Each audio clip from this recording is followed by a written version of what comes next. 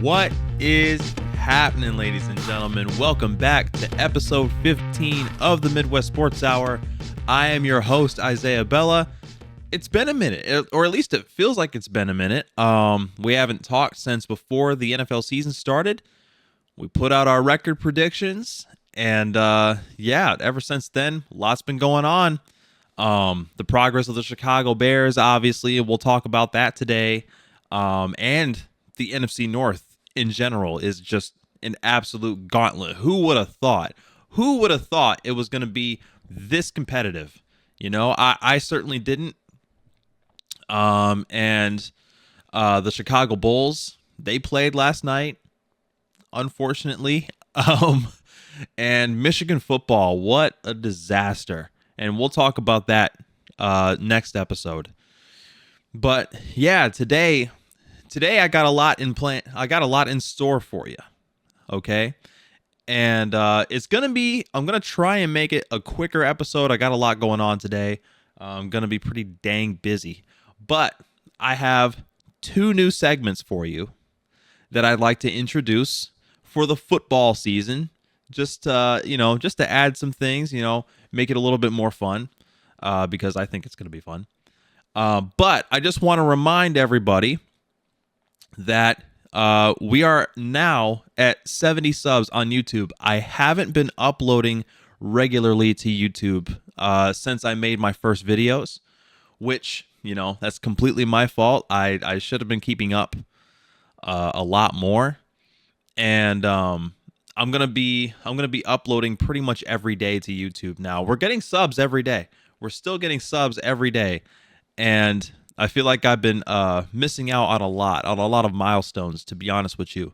So I'm going to stay consistent on YouTube. I'm already uploading to TikTok all the time. TikTok is kind of popping right now. But just a reminder, if we hit 100 subs on YouTube, that's our first goal, our first sub goal. 100 subs, I have to buy a jersey. And as you can see, the first person to comment on that video how long ago, they said that it has to be a Sam Laporta jersey. Since he was the first person to comment, that is the first jersey I'm going to buy. Okay, so I'm going to stick with that, and just so you know, it doesn't have to be just NFC North teams. It doesn't have to be just Bears or Lions. However I decide what jersey to pick, it can be from any team. It could be any player. It just can't be anyone like outrageous, Like, I'm not going to buy an Aaron Hernandez jersey, And I feel like someone is going to make that a comment. And, if I put out something that's like, hey, the most liked comment is the next jersey I have to buy, and then someone puts out something stupid, then I'd have no choice, right? But we'll have to set some kind of parameters somehow. But yeah, 100 subs, I still have to buy a Sam Laporta jersey, and I've decided that another goal that I can set for TikTok, if I reach, for every 1,000 followers on TikTok, I got to buy a cap. For now, it's just going to be football and basketball caps. Or maybe it can, it could be across any sport. It could be across any sport. I got to buy a team cap, okay, for every 1,000 followers, which we're nearing 3,000 right now. I'm only just now setting this goal. So starting at 3,000 followers, for every 1,000, I got to buy a team cap. Okay? So that, and for every goal that we set for YouTube, a jersey. So just keep that in mind. That I think that'll be a lot of fun. I wanted to do something kind of interactive, something that I think I would enjoy, even though it involves me spending money. But who cares? Who cares? It's all for the love of the game. I already have several bets for the NFL season. So I haven't told anyone this, but I might as well say it now. All right, make it public so that I don't get ousted when the season's over and people are like, all right, pay up. I don't think he's gonna show. I want it documented right now. Okay, so I made a bet with a couple friends. The first bet was that involved money. All right, it was like a little bit of money for the Bears to get 9 wins this season. That's easy. That's easy. That's the easiest bet I've ever made in my life. I don't know. He seems so sure of himself that the Bears were only going to win like 5 or 6 games this year. Well, we are at week 8. We already had our bye week, and we are at 4-2. So we hit one more win. We're at the 5-win mark. So yeah, I mean, 9 wins seems so gettable right now, so easily attainable. So I've got no problem with that. But there's a bet that I made with another friend, that has to do with the Bears getting 11 wins. That's my season projection, or prediction, I should say. You guys saw my season prediction video either on TikTok or on YouTube, whichever one. You already know where I think the Bears will land at the end of the season. Okay, so if the Bears win 11 games, this other person has to do something ridiculous. I don't think it's something that I'll post. But if the Bears don't get 11 wins, I'm in trouble, okay? I'm in big trouble. I think, oh man, I wish I had it written down right now, but I don't have it. If the Bears don't win 11 games, I have to paint my nails Lions colors. I have to wear a Lions jersey. I got to dye my hair Lions colors. I think it's blue and silver or whatever, or maybe that's Cowboys. I don't know. I'll look up those Lions colors if I ever get to there. But dye my hair Lions colors, and then I have to get on camera here, and I have to I have to say that the Lions are the king of the North, and I have to say something weird like One Pride or something like that. That's a bit much for one bet. I'm not gonna lie. It's not even this person's a Lions fan, but it's not like I predicted the Bears to sweep the Lions or something like that. I only said they're gonna win 11 games, but they also are very, very sure of themselves that the Bears will not get to that mark. I don't know about you guys, but if the Bears win their next few games, the Commanders, the Patriots, the Cardinals, maybe the Packers at home, they'll get there. They will get to those 11 wins. At this point, things have changed. I think the 49ers are beatable. I think the Seahawks are very beatable. And we always have success against the Lions for one game at least, So, yeah, I think we're going to get there. But we didn't start off too hot this season, and kind of threw off my goal there, which I guess I'll use that as a segue to talk about the Chicago Bears season so far. Are the Bears back or are they not? I don't know. It's too hard to tell with the kind of competition that they've played so far. We'll go over the first 6 weeks of the schedule. Week 7 was the bye. The first 3 weeks, not great. It wasn't great. We started against the Titans.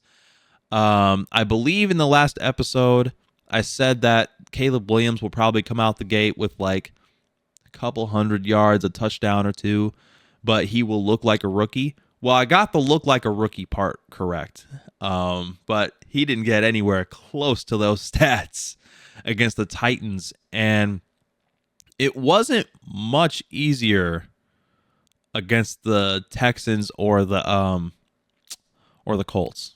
You know, the Colts, he did throw for 363, but made some pretty big mistakes. Let's go ahead and go over some stats. So, started the season 1-3. They got the win against the Titans without even scoring an offensive touchdown, which is kind of insane. Nothing was clicking in those first 3 weeks, especially the offensive line. Everyone, I think this is still a big problem, that the offensive line, pretty much everyone outside of Tevin Jenkins seem to be regressing. You know, Braxton Jones, not great. I don't think he's going to be a starting left tackle for the Bears for very much longer. Nate Day-to-Day Davis, I don't know. I mean, he basically doesn't even play for us anymore anyway, but when he's out there, it's not good. Darnell Wright, I know he's been dealing with some back problems, which is interesting because usually Tevin Jenkins is the one with the back problems. He's had that history ever since he was at Oklahoma State, but Darnell Wright has been dealing with some issues, and that has clearly affected him. We don't really have a center, and that pretty much makes up your whole offensive line right there. They've had so many different mix-ups with injuries or just underperforming. Coaches make changes. You know, we've seen Bill Murray go out there, and you know, not the celebrity Bill Murray, not Groundhog Day Bill Murray. We're talking about an actual offensive lineman for the Chicago Bears named Bill Murray. Went out there and played at left guard, and he actually looked really good. He looked really good next to Braxton Jones. We've also seen, I think it was Matt Pryor fill in for Nate Davis. In my opinion, Matt Pryor looks better than Nate Davis. And no changes at center at all. There's been some debates, but no changes there. But yeah, offensive line, not great. Not great. It was looking like another one of those seasons where the quarterback is going to take a crap ton of sacks, and it's going to look awful at the end of the year on the stat sheet, like Jay Cutler bad, 52 sacks bad. The receivers weren't really on the same page. I think that's more of a kind of a getting acclimated into the NFL. Caleb Williams has never played with these guys before. He wasn't used to the NFL speed of the game.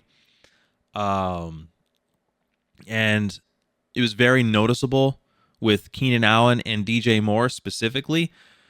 He had better chemistry with Rome Odunze at first. But, you know, the deep ball just hasn't been there for him yet. And we'll talk more about Caleb's performance in a little bit. But the receivers have not been on the same page, or they weren't on the same page at least. I'll tell you what, a big reason for that, though, I think was Shane Waldron.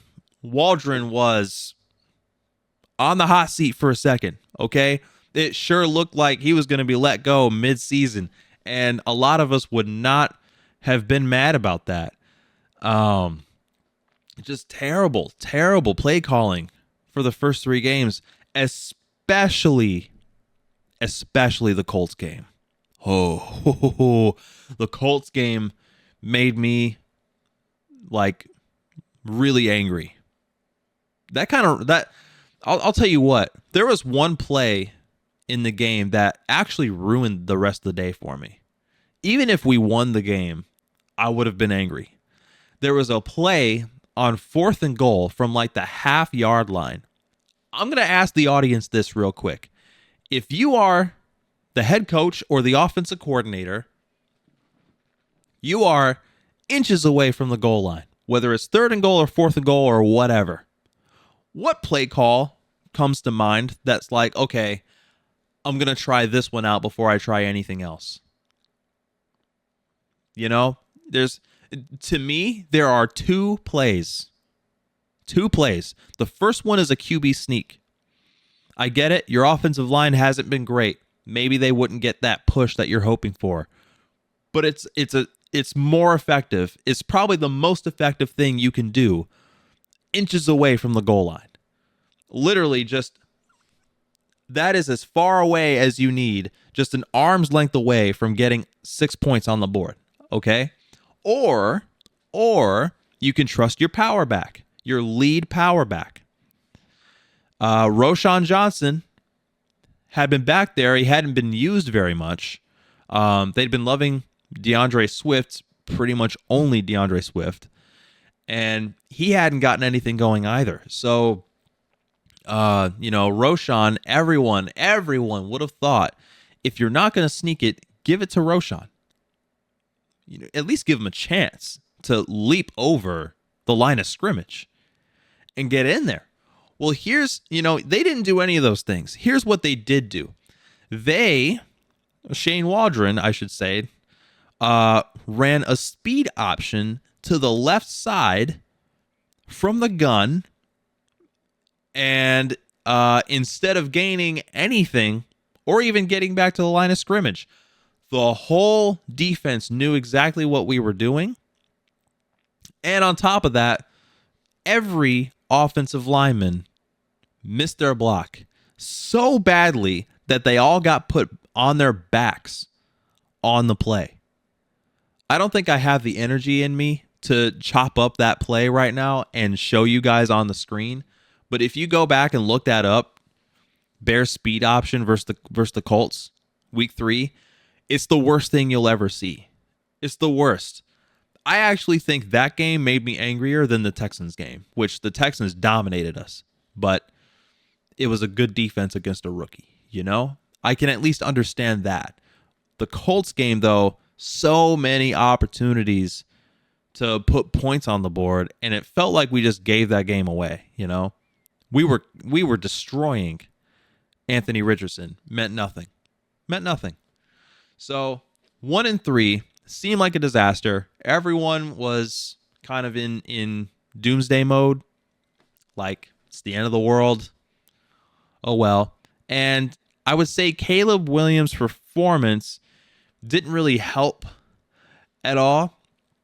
But again, he's just a rookie, He's going to come out the gate looking kind of slow unless he's just extremely lucky, if I'm being totally honest. 59% completion, 630 passing yards, 2 touchdowns, 4 interceptions through the first 3 weeks. Those are rookie numbers. In the first game, he only had 59 passing yards or something like that, or 57. And that's not very good. It was against the Titans, and the Titans are a pretty good defense, but yeah, man, that was rough. But as you go into the next few weeks, that is when changes start to be made, okay? Especially for Caleb. And we'll start with him. So this is when the easy stretch started. To me, the easy stretch should have been against the Colts and on, but had to be against the beat-up Rams, because that is when Shane Waldron decided, okay, I'm going to adjust. They had a player meeting with Shane Waldron and saying, look, you need to make these changes. You need to be more aggressive. Come on, let's get this ball rolling. And he said, I'm on it. And he's done a pretty good job since then. Caleb Williams, ever since the Rams game, or since the Colts game, he has, let's see, I have it written down here. Okay, there we go. He has 74% completion, 687 passing yards, 7 touchdowns, and 1 interception. Also, his QBR has gone up almost every single week. That's very, very, very good. That's very good. He also has 2 total 300-yard passing games, which that already passes every rookie to ever play for the Chicago Bears, which is kind of a crazy stat. The offensive line has looked better. Jenkins and Wright both steadily improving despite their health. Should have mentioned earlier, Tevin Jenkins hasn't been very healthy all season. I already mentioned Matt Pryor coming in for Nate Davis and Bill Murray. Those have been some very good additions, and I kind of wish Bill Murray would get more playing time, but that's not going to happen. But Matt Pryor has filled in very well for Nate Davis, and I wonder where Karan Amagaji kind of fills in all of this, or fits into all this. But who knows? Who knows if we'll ever see him play? Maybe one day we'll see him rotate with Braxton Jones, but who knows? Shane Waldron, like I said, he's been learning his personnel. Here's some key changes that he's made to his personnel on the field. So the first 3 weeks, DeAndre Carter was like the favorite wide receiver. For some reason, they targeted DeAndre Carter and Gerald Everett a lot. No reason for that. He cut that out. DeAndre Carter, Velus Jones, and Khalil Herbert have not touched the ball at all.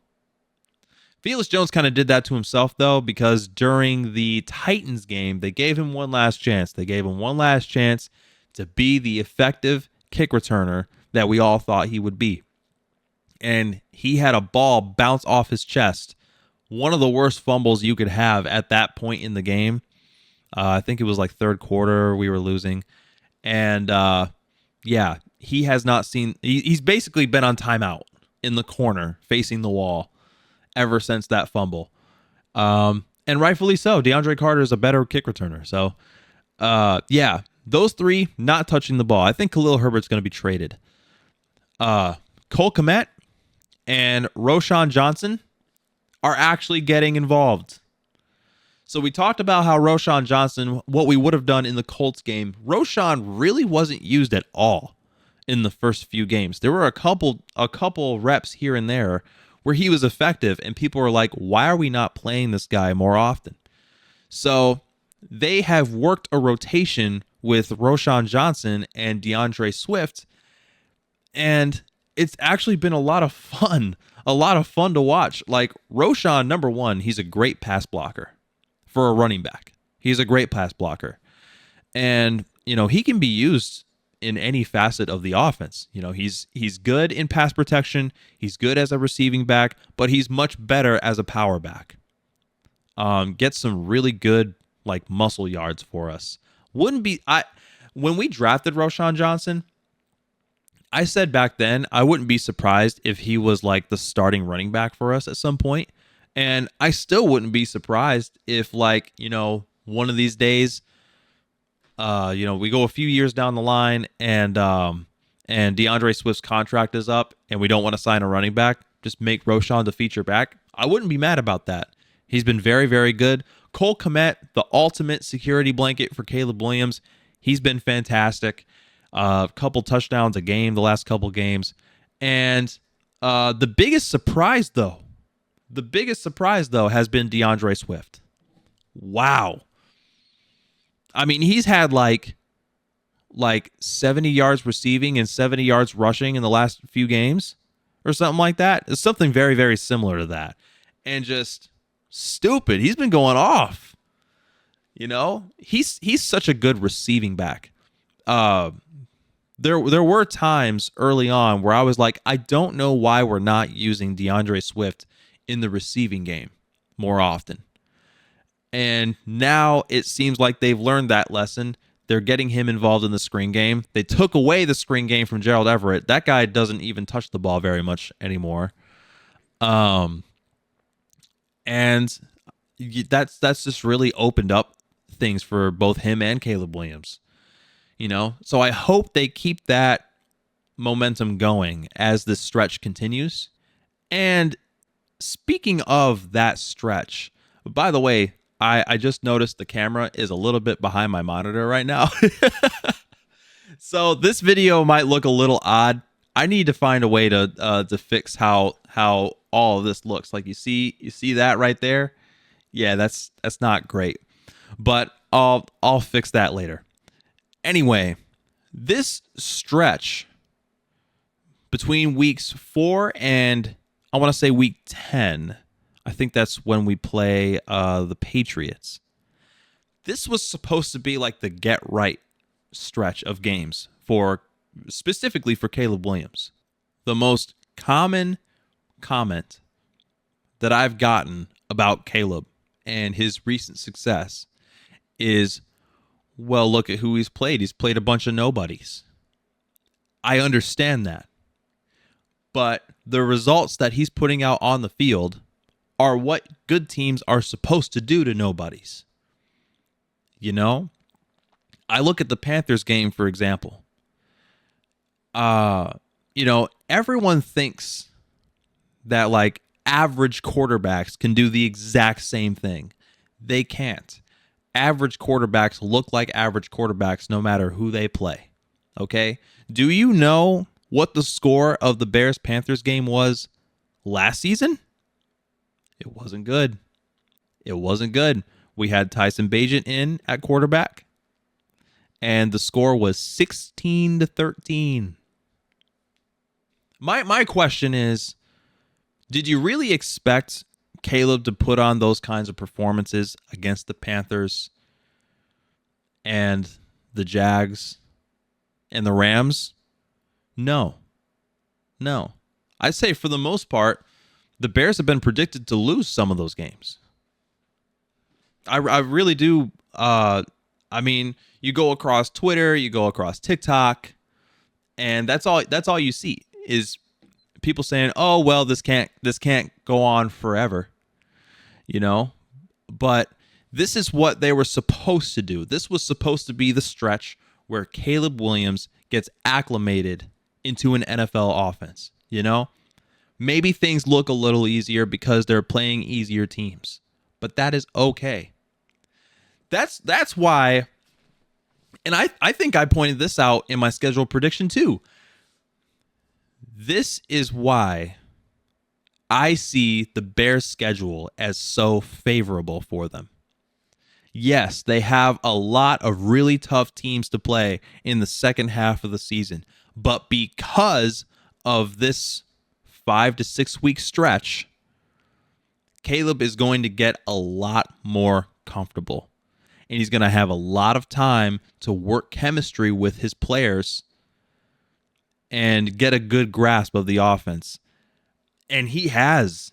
He looks a lot more comfortable back there, and he's actually making changes at the line of scrimmage and adjusting plays, which is something, pre-snap reads, something that we haven't seen from a Bears quarterback, I don't think in my lifetime. I don't think we ever saw that from Jay Cutler. We certainly didn't see that from Fields. Trubisky, not really. He couldn't read a defense to save his life. But, this I see those scores and those performances as massive progress. Incredible progress. And it's only going to get better from here. So now we're past the bye week. There's been a lot of, so for anyone who doesn't know, the trade deadline comes up in like a week or so, or something like that. It's pretty close.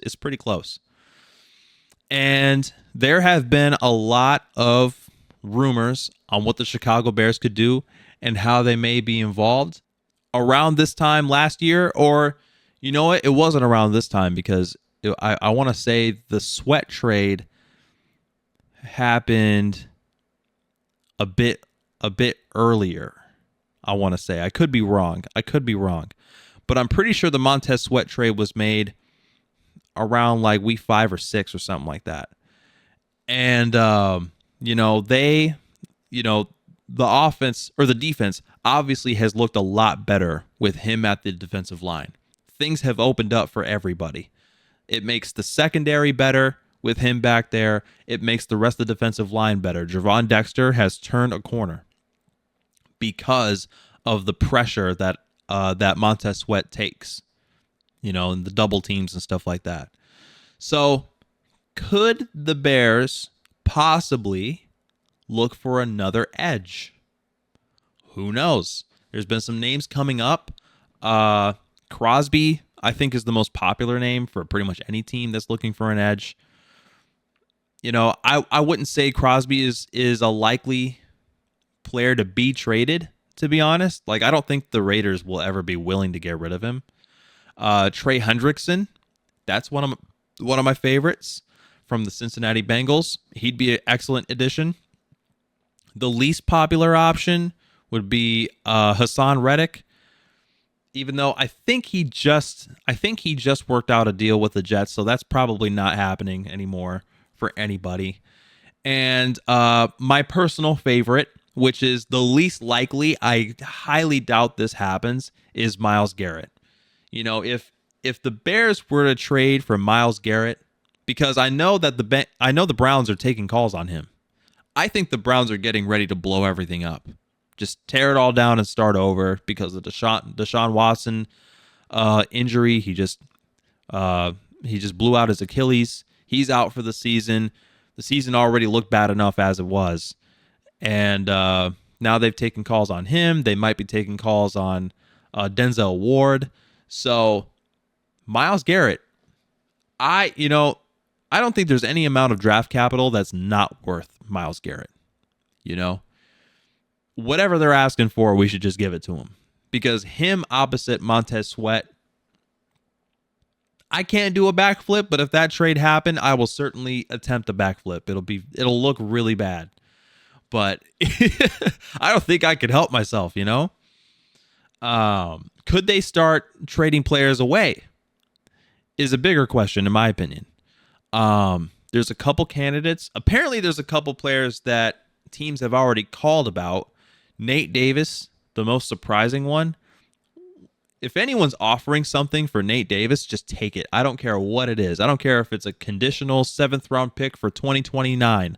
Just take the pick and move off of him already. I think I heard that the Bears are even willing to eat up the rest of his contract because this contract is stupid. Possibly sending Khalil Herbert away.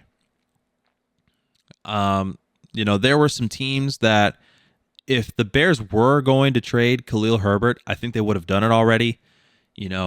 When Isaiah Pacheco went down for the Chiefs, I thought that the Chiefs may actually call about him just to fill in. Instead, they went with Kareem Hunt. So I don't know who the other suitors would be for Khalil. Either way, just set him free. There's no point in wasting his time anymore. He's just been riding the bench. He's not getting any touches, and I don't think he ever will in this system. It's all about DeAndre Swift and Roschon Johnson. Although they could just keep him on the shelf in case someone gets injured and they really need somebody. That'd be okay too, but I just don't see him getting involved anymore. Or the Bears could just stay put. That could be a possibility. I don't think that'd be the smart thing to do. I think they need to make a move one way or another. Because this division is not going to get any easier. The Vikings look amazing.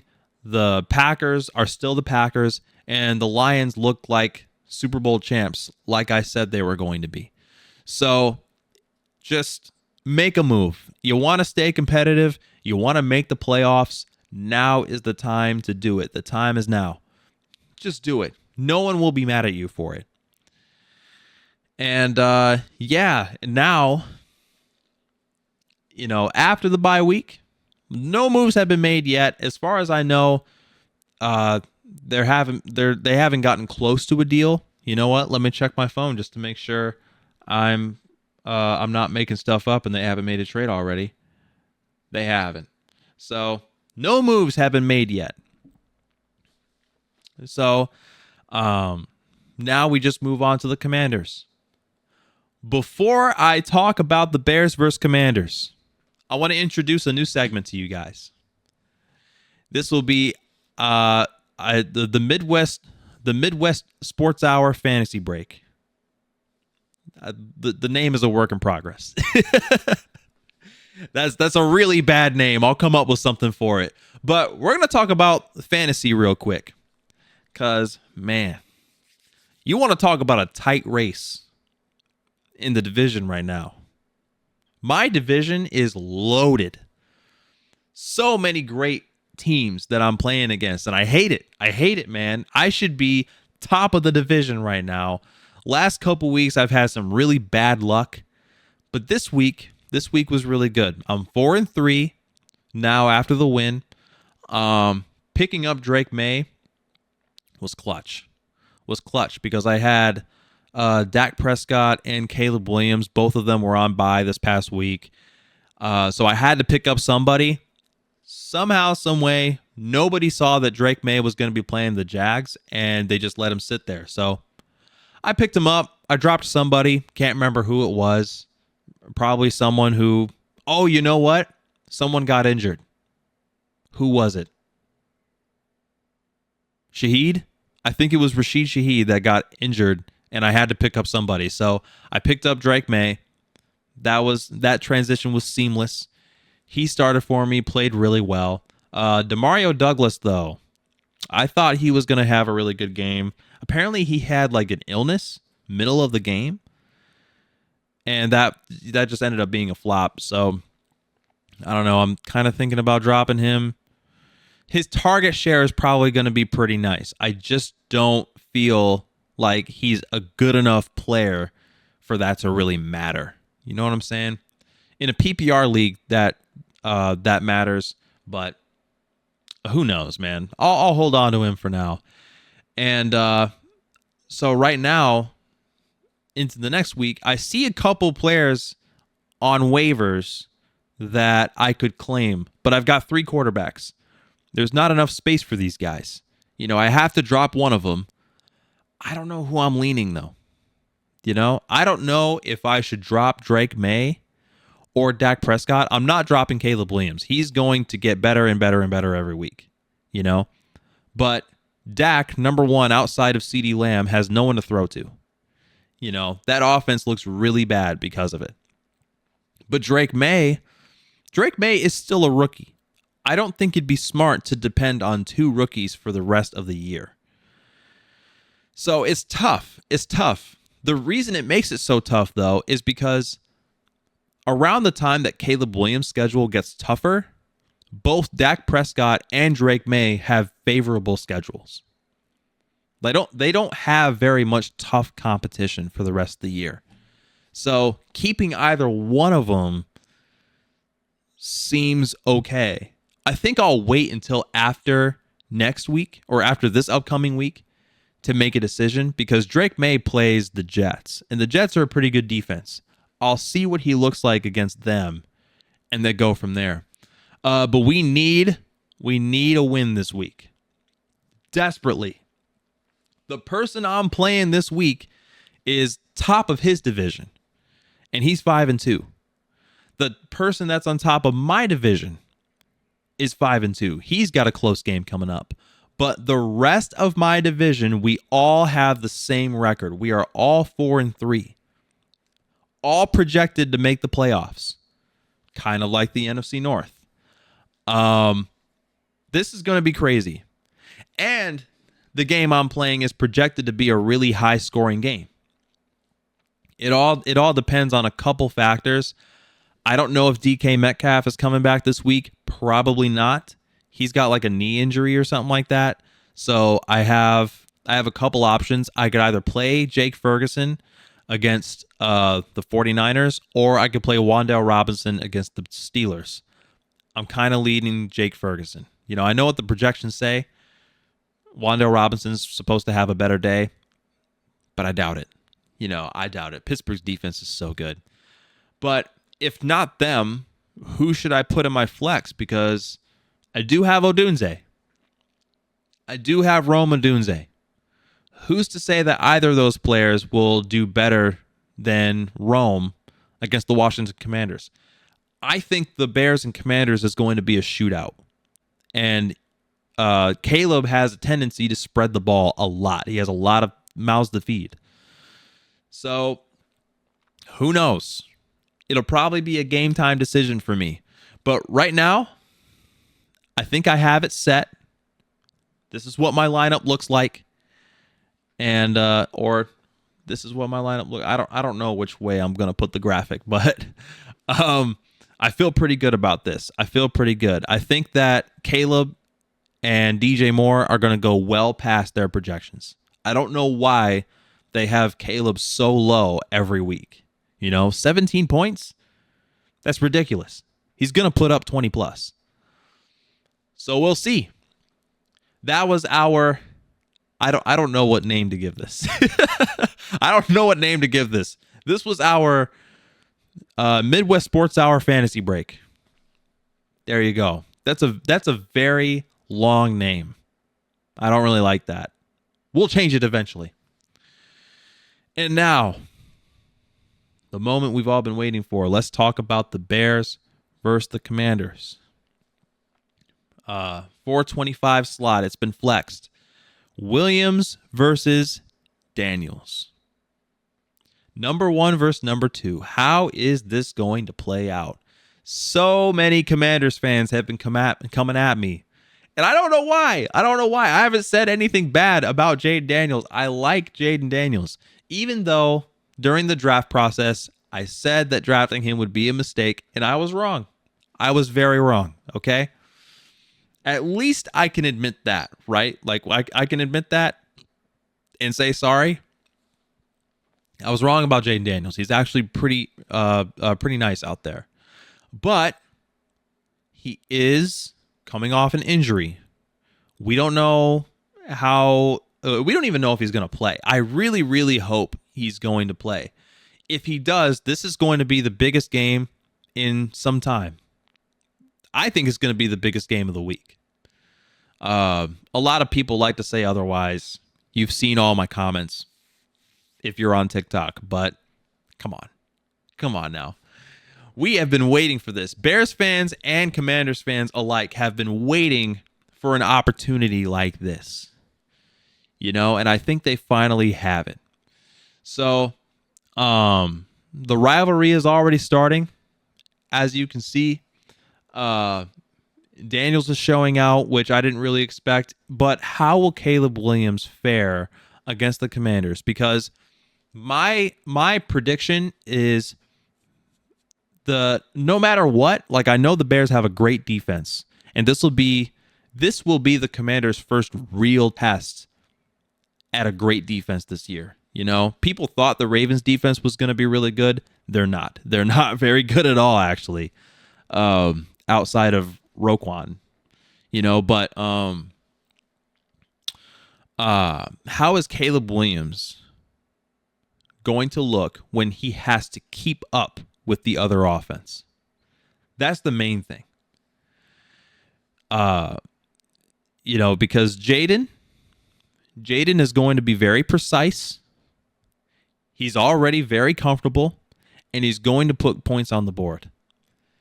From what we've seen, the Bears playing from behind, they don't look fantastic, or at least they didn't in the first few weeks. The last few weeks, they've looked really, really good, and for the most part, they haven't had to play from behind. So I like this to be a very close one and a very high-scoring game. Before I give you my prediction on who wins the game, I'd like to introduce my next segment, which I'm going to have a lot of fun with this year. So I want to introduce you guys to this segment. This is my NFC North weekly prediction. So this is the Midwest Sports Hour. We're not just going to cover the Bears. We are going to try and cover every team as we can, okay? For as best as we can. So to get all the NFC North teams involved, I would like to predict what each NFC North game is going to look like and who wins. Okay, so we are going to start from top to bottom of the division. The Lions, the Detroit Lions. This week, they're at home versus the Titans. They're on a hot streak. I don't think they have much of a challenge this time around, regardless of who starts at quarterback. I think last week Mason Rudolph started, And I don't know. I mean, I guess they looked a little better, but whoever it is, him, Will Levis, doesn't matter. The Lions will take care of business. This is a business as usual game for them. The Vikings tonight, as this episode is being recorded, tonight the Vikings take on the Rams. This is going to be a tough one. This is going to be a tough one because the Vikings just came off a very emotional loss to the Lions at home. That was also a very hectic, very high-scoring game, and they could be missing a lot of energy for this game. And on top of that, the Rams, I believe, they get Cooper Kupp back this week, so not a great mix, honestly, if you're the Minnesota Vikings. But I think regardless, the Rams still have too many question marks on their team, whereas the Vikings have almost none. I think the Vikings will win, but it's going to be a close one. The Packers and the Jaguars. So the Packers are also on the road. I've seen where a lot of people have this as an upset for the week. I don't see that. I think the Jags defense is very not good. Very not good at all. I think the Packers will get the boost that they need on the ground. They haven't, wowed anybody with Josh Jacobs running the football. But I think he's going to have a pretty nice game. And Jordan Love, he's like the ultimate gunslinger of today's NFL. Leads the league in interceptions and touchdowns even after the bye week. I think the Packers are going to win this game, and it's going to look hectic doing so. And lastly, the Chicago Bears. The Chicago Bears versus the Commanders. They're at the Commanders, actually. Huge game. Game of the week, in my opinion. Will Jayden Daniels play? Will he not? I think that matters a lot because even though Marcus Mariota in the past has had success against the Bears, he hasn't played a defense like this. Neither of them have. So this is their biggest test, and this is also the Bears. I wouldn't say it's the Bears' biggest test up to now. I think the Texans were a bigger one. But again, they were just finding their footing at that point. So Caleb off a bye should play with a lot of energy, but the Bears historically have not had very much success after a bye. So that'll be a factor that plays into this. I do have the Bears winning in a shootout. I think it's going to be like a 38-35 type of game. I really do. So there you have it. There's my NFC North prediction. You know who I think is going to win each game, and you also have my Chicago Bears prediction. Like I said, this was going to be a pretty short one, or at least I thought it was going to be. It's been about an hour now. So that is, or an hour recording. That is it for today's episode. I'm glad that we're back. I'm going to try and upload at least once a week. I may go for once or twice a week. Because I want to cover all of my sports. Michigan basketball is coming up soon. Hockey has already started. Baseball's over. But the NBA is also back, so we have a lot of Chicago Bulls stuff to cover. And this is going to be fun. This is going to be a lot of fun. Remember, if you like the content, only if you like the content, if you enjoy me rambling on all the time about my teams, like and subscribe. Please subscribe. I really like talking to you guys. And we'll see if we can hit our goals this week. But that's going to wrap it up for this week's episode of the Midwest Sports Hour. If you don't want to watch on YouTube, you can also find me on Spotify. I upload every episode on Spotify. And that's going to do it for now. Next episode, we'll see what topics may come up, but I want to cover Michigan football. I want to cover the Chicago Bulls and the outlook of both of those teams. But that's going to be it for me. I have been your host, Isaiah Bella. Thanks for listening to the Midwest Sports Hour. I'll catch y'all later. Peace.